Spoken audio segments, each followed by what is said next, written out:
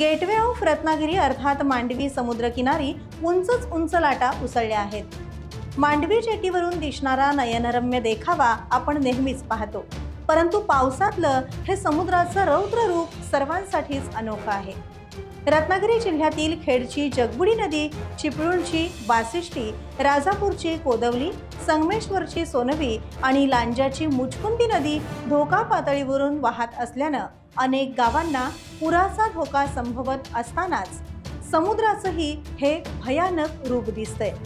समुद्राच्या या उंच लाटा पाहण्यासाठी रत्नागिरीकर मांडवी समुद्रावर आल्याचंही आपल्याला इथं पाहायला मिळतंय।